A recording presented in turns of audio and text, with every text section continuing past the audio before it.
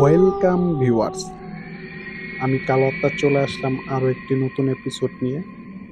আজকের এপিসোডে আপনাদের জন্য থাকছে কিছু ভয়ঙ্কর ঘটনা। আশা করি পুরোটা সময় জুড়ে থাকবেন, তাহলে হয়তো বুঝতে পারবেন যে আসলে ঘটনাগুলো কতটা ভয়ঙ্কর। আজকে যিনি ঘটনা পাঠিয়েছেন তার নাম হচ্ছে জলি আক্তার। তিনি বেশ কিছু ঘটনা আমাদের সাথে শেয়ার করেছেন এবং তিনি একজন সায়েন্সের স্টুডেন্ট। আজকে প্রথমে তার নিজের সাথে ঘটে যাওয়া ঘটনা দিয়ে শুরু করতে চাই। তো প্রথমে তার সাথে যে ঘটনাটা ঘটে, তিনি একদিন বাসায় ঘুমিয়েছিলেন এবং তিনি রাতের বেলা স্বপ্নে দেখেন যে কোনো একটা মহিলা সে আত্মহত্যা করতেছে গলায় ফাঁস নিয়ে। তো এই জিনিসটা তিনি স্বপ্নে দেখেন এবং তিনি যখন সকালে উঠে তিনি ভাবেন যে হইতে পারে যে এটা কোনো একটা দুঃস্বপ্ন বা যাই হোক এরকম কিছু একটা। কিন্তু এখানে ভয়ের ব্যাপার হইতাছে যে ঠিক তার ২-৩ দিন পরে তাদের বাড়ির পাশে একটা বাড়িতে একটা মহিলা আত্মহত্যা করে এবং সে সকালবেলা তারা এটা চিৎকার চেঁচামেচিতে তাদের ঘুম ভাঙে এবং তার মা তার ছোট ভাইকে বলে যে, "দেখ তো এখানে কি হইছে?" তো যাই হোক, পরবর্তীতে তার ছোট ভাইয়ের সাথে সে যায় এবং যেয়ে দেখে যে একটা মহিলা আত্মহত্যা করছে। তো সেই মহিলাটা ঠিক যেভাবে আত্মহত্যা করছিল, ঠিক যে অবস্থাতে আছে, সেই জলি কিন্তু স্বপ্নে সেম ভাবে দেখছিলেন। তার কাছে মনে হইতাছে যে তিনি যে দৃশ্যটা দেখতেছেন তার কাছে মনে হইতাছে যে এটা তিনি ১ম দেখতেছেন না। মনে হইতাছে যে এর আগেও তিনি এই জিনিসটা দেখছেন। এরকম তার কাছে মনে হলো। তো যাই হোক, তিনি বিষয়টা তেমন একটা গুরুত্ব দেন না। ঠিক তার কিছুদিন পরে সে আবার একটা স্বপ্নে দেখে যে একটা ছেলে ট্রেনে আত্মহত্যা করতেছে। তো যাই হোক, এই বিষয়টাও তিনি তেমন একটা আমলে নেন না যে হইতে পারে যে তিনি আবার কোনো দুঃস্বপ্ন দেখছেন। ঠিক তার কিছুদিন পরে তারা কোনো একটা জায়গায় ঘুরতে যান, তারা পুরো পরিবার, এবং তারা ঘুরতে কোনো একটা রেল লাইনের কাছে যান এবং সেখানটাতে তারা দেখতে পান যে একটা ছেলে সেখানে এসে আত্মহত্যা করে। তখন সেই জলি আক্তার তার মা-বাবাকে বিষয়টা জানান যে এই জিনিসটা তিনি নিজেও আগে দেখছেন। তার কাছে এই জিনিসটাও মনে হইল যে এটা তিনি ১ম দেখতেছেন না, এটা তিনি এর আগেও একবার দেখছেন। স্বপ্নের মাধ্যমে দেখছেন আরকি। তো এই বিষয়টা তিনি তার মা-বাবাকে জানান, কিন্তু তার মা-বাবা তেমন একটা গুরুত্ব দেয় না। তার মা-বাবা বলে যে, "হইতে পারে তোমার মনের ভুল বা যাই হোক, তুমি এগুলা নিয়ে চিন্তা করার কোনো প্রয়োজন নাই।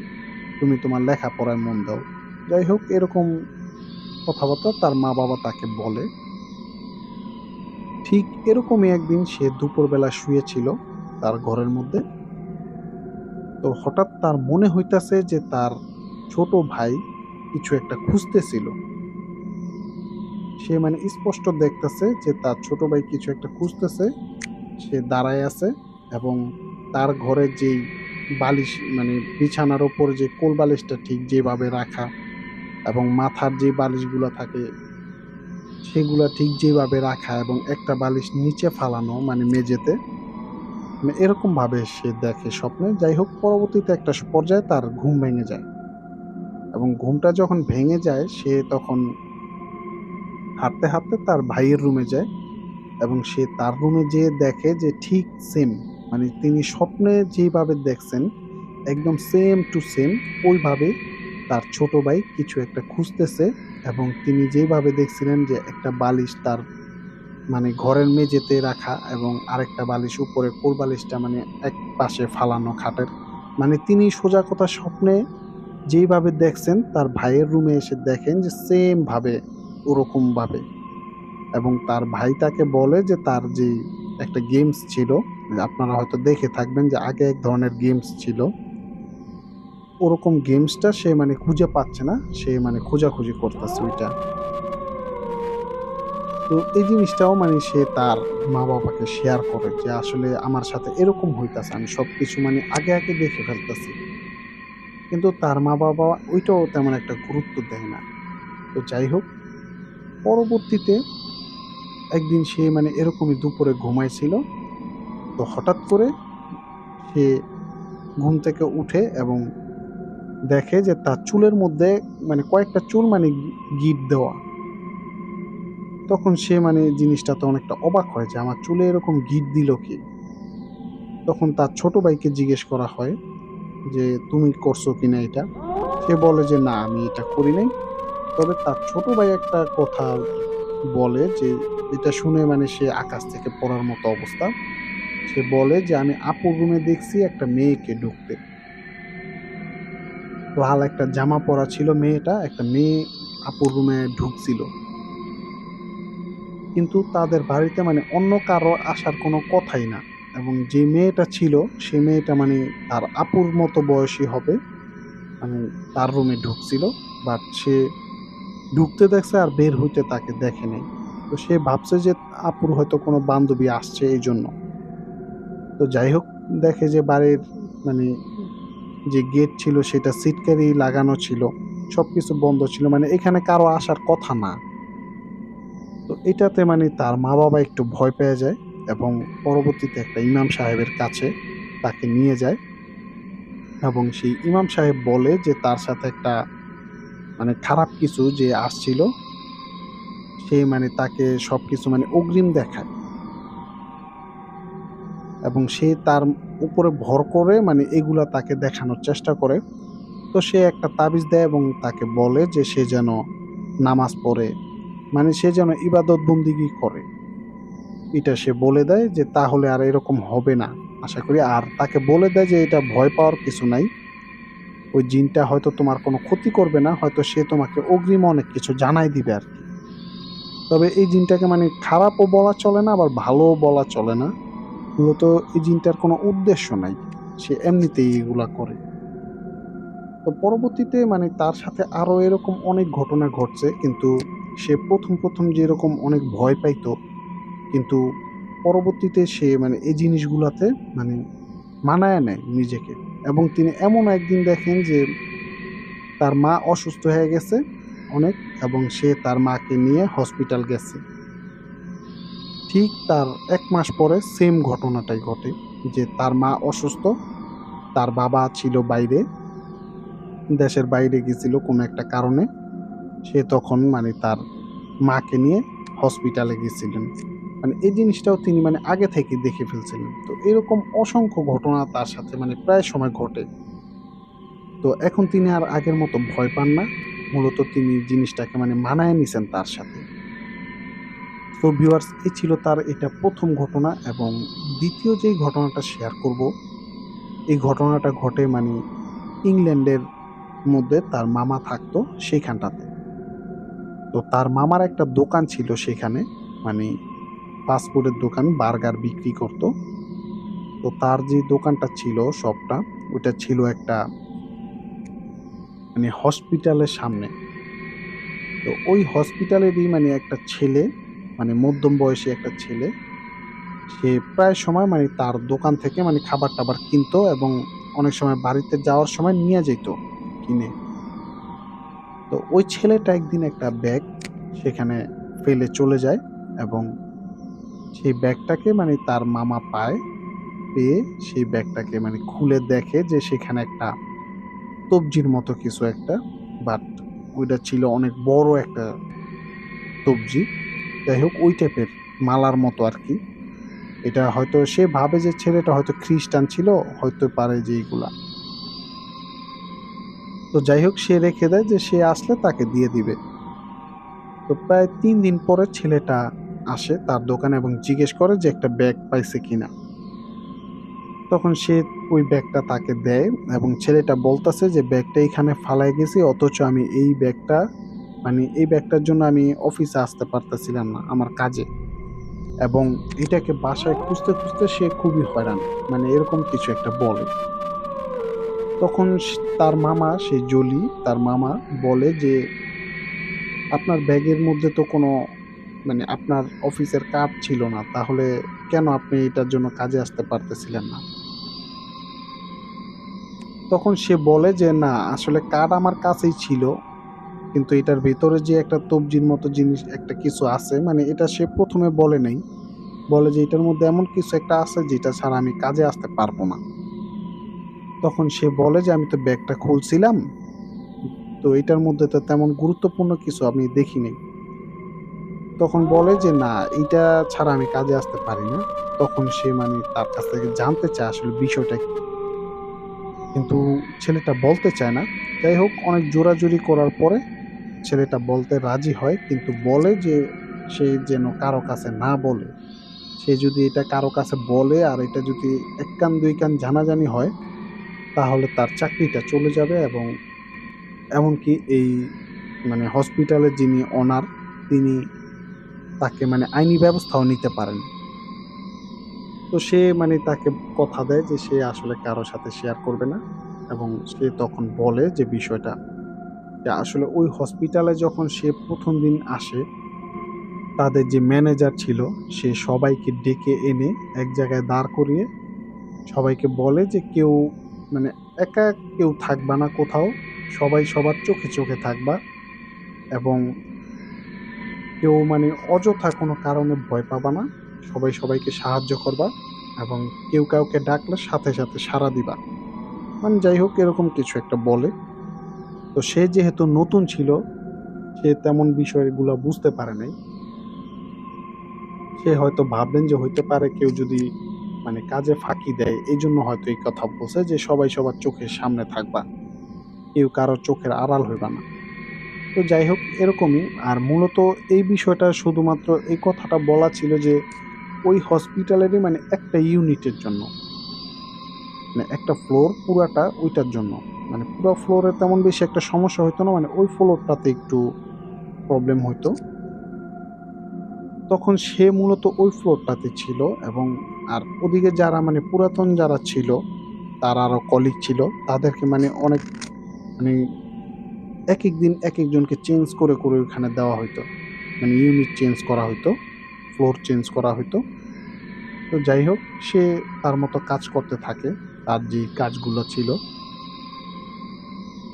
এবং তাদের যে একটা পোশাক ছিল সেটা নীল ধরনের একটু পোশাক এবং তিনি হঠাৎ একদিন দেখতে পান যে সেই ফ্লোরের মধ্যে একটা জায়গা ছিল একটু অন্ধকার টাইপের। সেখানটাতে এরকম নীল জামা পরা কেউ একজন দাঁড়ায় আছে। মানে সে ভাবছে যে হইতে পারে তার কোনো কলিগ হবে আরকি। সে তখন মানে তার কাছে যাওয়ার চেষ্টা করে যে সে অন্ধকারের মধ্যে কি করতেছে।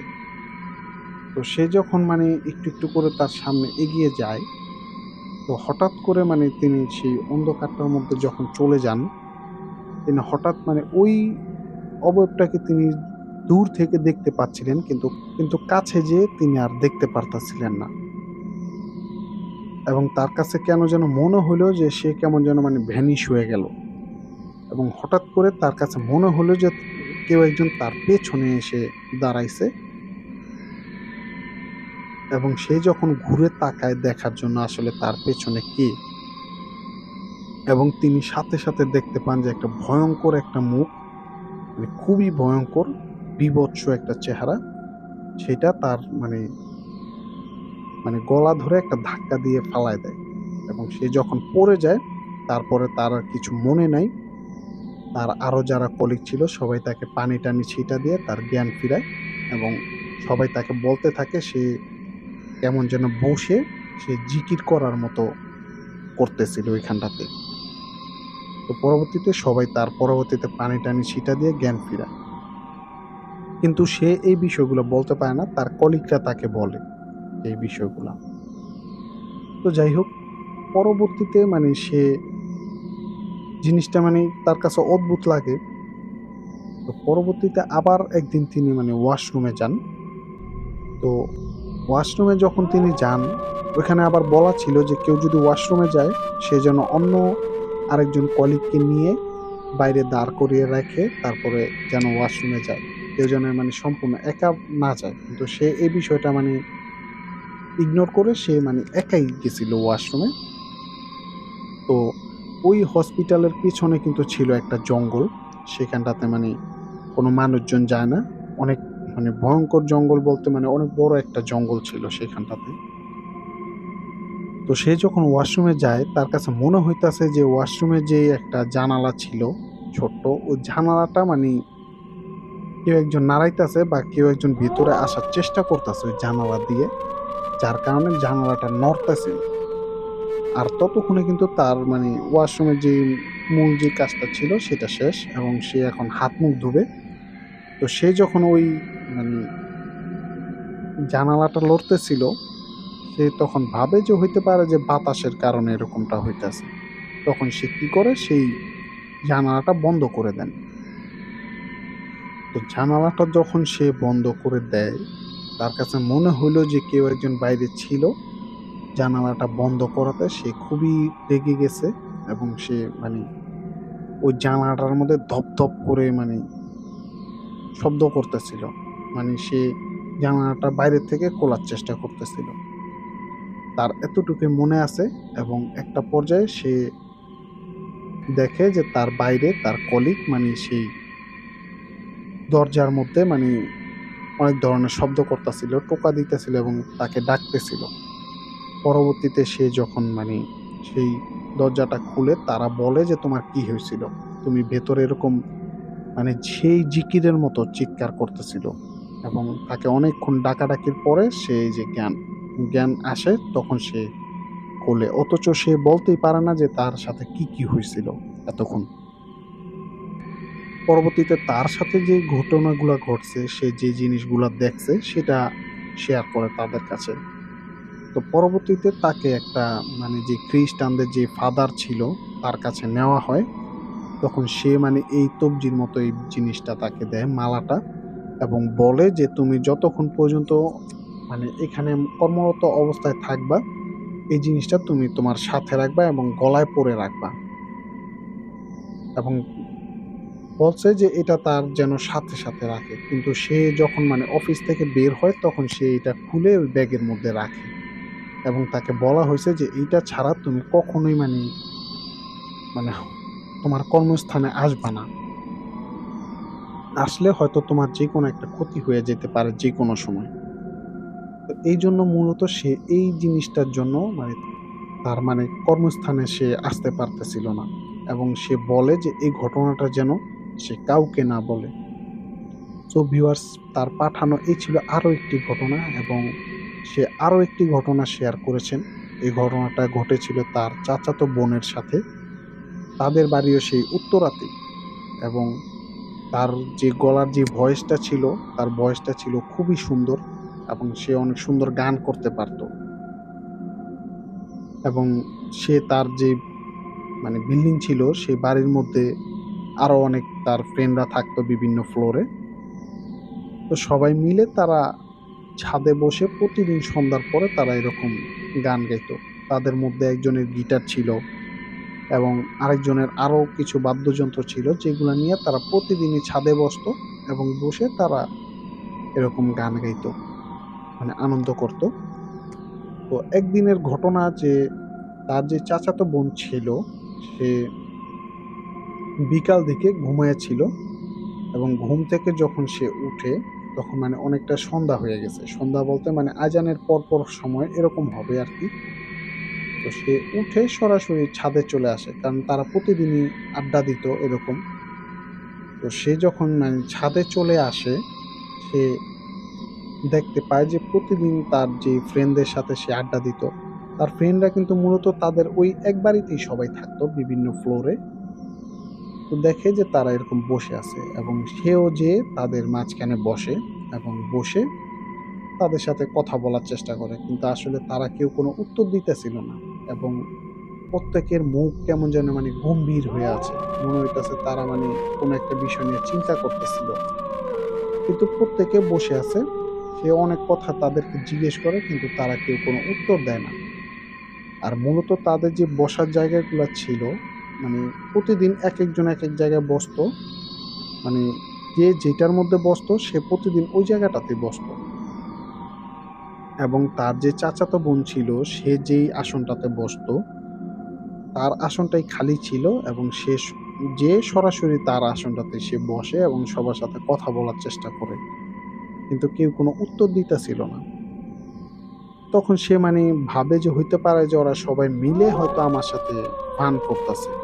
এইজন্য সে সেখান থেকে তার রুমে আবার চলে আসেন এবং বলে আসেন যে, "আমার ফোনটা তো রেখে আসছি, ঘুম থেকে উঠে আসছি, তোরা বস, আমি ফোনটা নিয়ে আসি।" এবং সে যায়, ফোনটা নিয়ে আবার সে ব্যাক করে ছাদে। তখন সে ছাদে এসে দেখে যে আসলে সেখানে কেউ নেই। পুরা ছাদটা নীরব। তখন সে ভাবে যে ওরা হয়তো ওর সাথে মজা করতাছে বা দুষ্টুমি করতাছে। এজন্য সে ছাদের মধ্যে খোঁজাখুঁজির চেষ্টা করে ওদেরকে। কিন্তু ওরা আসলে দেখে যে ছাদের কোত্থাও নাই। তো ভাবে যে হইতে পারে যে ওরা নিচে চইলা গেছে বা কোনো কারণে হইতে পারে। বা সে ভাবতাছে আজকে ওরা তার সাথে এরকম কেন করতাছে দুষ্টামি? কারণ এরকম তো এর আগে কখনো করে নাই। তখন সে সবাইকে কল করে এবং কল করে যেই ৪ জন ছিল মানে সবার কথা শুনে সে অবাক হয়ে যায় যে একেকজন একেক জায়গাতে আছে। কেউ এরকম বুঝাইতেছে যে সে ঢাকার মধ্যেই নেই। সে অন্য কোনো জায়গায় হয়তো বেড়াতে গেছে এরকম কিছু একটা। তো এইগুলা শুনে সে অবাক হয়ে যায় এবং সে ফোনে বলতে থাকে যে, "তোরা আমার সাথে মজা করতেছিস কেন?" কিন্তু তারা যেভাবে বলতেছে সিরিয়াসলি তারা আসলে মজা করতেছে না, তারা সত্যি বলতেছে। পরবর্তীতে তার যে ফ্রেন্ড ছিল প্রত্যেকের ফ্ল্যাটে সে যায় এবং প্রত্যেকের খবর নিয়ে দেখে যে তার ফ্যামিলি বলে যে আসলে না, তারা আসলে বাড়িতে নেই। একেকজন একেক জায়গায় গেছে। এই বিষয়টা সত্য। তখন সে মারাত্মক ভয় পেয়ে যায় যে সে আসলে তাহলে ছাদে কাদেরকে দেখছিল ওদের মতো দেখতে? যে বসেছিল তারা কোনো উত্তর দিতেছিল না এবং সে তার রুমে আসে ফোনটা নিয়ে সে আবার যায়। অথচ যেয়ে দেখে যে আসলে সেখানে কেউ নাই এবং সেগুলা কারা ছিল? সো ভিউয়ার্স তারপর থেকে সে মারাত্মক ভয় পেয়ে যায় এবং সে ছাদে যাওয়া বন্ধ করে দেয় এবং আগে যে প্রতিদিন তারা ছাদে যেয়ে আড্ডা দিত, সবাইকে বিষয়টা বলে এবং সবাই তখন থেকে ছাদে যেয়ে আড্ডা দেওয়া বন্ধ করে দেয়। সো ভিউয়ার্স এই ছিল তার আরো একটি ঘটনা এবং তিনি আরো একটি ঘটনা শেয়ার করেছেন। এই ঘটনাটা ঘটেছিল তাদের নিজের কারখানা ছিল, এমব্রয়ডারির কারখানা। তার বাবা মূলত ব্যবসায়ী মানুষ। তার এরকম অনেকগুলা ব্যবসা ছিল। তার মধ্যে একটা ছিল তাদের যে এমব্রয়ডারির কারখানা ছিল, সেইখানটাতে একটা ঘটনা ঘটে। তো সেই ঘটনাটা হচ্ছে যে সেই কারখানার মধ্যে কিছু ওয়ার্কার কাজ করে।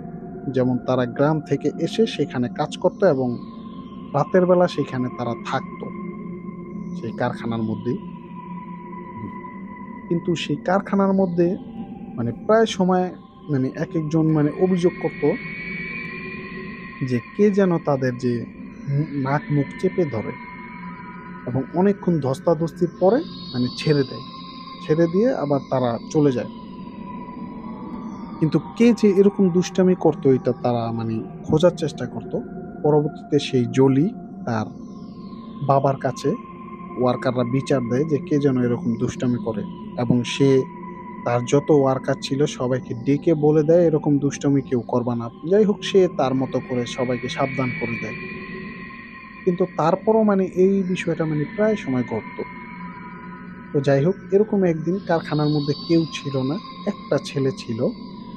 সে এরকমই শুয়েছিল এবং হঠাৎ করে কে যেন তারও এরকম নাক মুখ চেপে ধরে এবং তার সাথে আরো ভয়ংকর অবস্থা হয়। সে পুরা কারখানার মধ্যে একা ছিল এবং সে অনেক ধস্তাধস্তি করে হঠাৎ করে সে কোনোভাবে ছুটে সে এক দৌড়ে সেখান থেকে বের হয়ে যায়। তো পরবর্তীতে এই বিষয়টা জানায় যে এরকম। কিন্তু ঐদিন আসলে এরকমটা করার মতো বা দুষ্টুমি করার মতো কেউ কিন্তু ছিল না। তখন তার বাবা বিষয়টা একটু ভয়ংকরভাবেই নেয় যে হইতে পারে যে এটা অস্বাভাবিক কিছু, এটা স্বাভাবিক কিছু না। পরবর্তীতে সে একটা ইমাম সাহেবকে নিয়ে আসেন সেই কারখানাতে এবং সেই ইমাম সাহেব বলে যে আসলে এই কারখানাটা যেখানটাতে তৈরি করা হইছে, এখানটাতে একটা জিনের রাস্তা, তার যাতায়াতের রাস্তা এবং জিনটা খুবই ভালো একটা জিন, যার কারণে এখানে বিল্ডিং করার পরও সে কারো কোনো ক্ষতি করে না এবং সে এখান দিয়ে যায় মূলত। সে যখন মানে এখান দিয়ে যায় মানে এখানে কোনো একটা ফাঁক দিয়ে সে ঢোকে এবং অপর পাশে অন্য কোনো ফাঁক দিয়ে হতে পারে যেটা এক্সস্ট ফ্যানের ফাঁক ছিল উপরে অথবা জানালা, যাই হোক যে কোনো কিছু সে আসতো, আবার সে চলে যাওয়ার সময় অন্য কোনো মানে ছিদ্র দিয়ে সে বের হয়ে যেত। কিন্তু যাওয়ার সময় সে যখন কারখানার মধ্যে ঢুকতো, ঢুকে মানে দেখতো যে যারা মানে একটু নাপাক থাকতো তাদেরকে এরকম নাক মুখ চেপে ধরতো। তো বলছে যে সবাই যদি মানে পাক পবিত্রভাবে শুয়ে থাকে তাহলে হয়তো সে আর এরকমটা করবে না। কিন্তু যারা মানে নাপাক অবস্থায় থাকে তাদের সাথে সে মানে এরকম ইচ্ছা করে করে। পরবর্তীতে সেই তার বাবা যত ওয়ার্কার ছিল সবাইকে অন্য আরেকটা জায়গায় থাকার ব্যবস্থা করে দেন এবং বলেন যে আসলে কারখানার ভেতরে কারো থাকার কোনো প্রয়োজন নাই। তবে সেই ইমাম সাহেব আরো বলে দেন যে এই জিনটা কারো কোনো ক্ষতি করবে না, কিন্তু পাক পবিত্রভাবে থাকতে হবে। নাপাক থাকা যাবে না। এবং দিনের বেলাতে সে এই পথ দিয়ে যাতায়াত করে না। সে মানে সারাদিনে একবারই সে যাতায়াত করে। তো যাই হোক পরবর্তীতে সব ওয়ার্কারকে মানে রাতে থাকার জন্য অন্য আরেকটা জায়গায় সে মানে ব্যবস্থা করে দেয়। তো তারপর থেকে মানে আর কারো সাথে এরকমটা ঘটে নাই। সো ভিউয়ার্স, আজকে সেই জলি তার পাঠানো এই ঘটনাগুলো ছিল। সবগুলো আপনাদের সাথে শেয়ার করলাম। আমার কালেকশনে আরো অনেকগুলা ঘটনা আছে। যদিও মানে ভিডিওটা অনেকটা লম্বা হয়ে গেছে। তো সেগুলা অন্য এপিসোডে আপনাদের সাথে শেয়ার করব। সো ভিউয়ার্স, আজকের ঘটনাগুলো যদি আপনাদের কাছে ভালো লেগে থাকে তাহলে লাইক, কমেন্ট ও শেয়ার করুন এবং আমাদের কালো আত্মা ইউটিউব চ্যানেলটি সাবস্ক্রাইব করতে ভুলবেন না। পাশাপাশি আপনি যদি ফেসবুক থেকে দেখে থাকেন আমাদের এই ঘটনাগুলো তাহলে অবশ্যই আমাদের পেজটিতে একটা ফলো দিবেন। সো ধন্যবাদ, ভালো থাকবেন।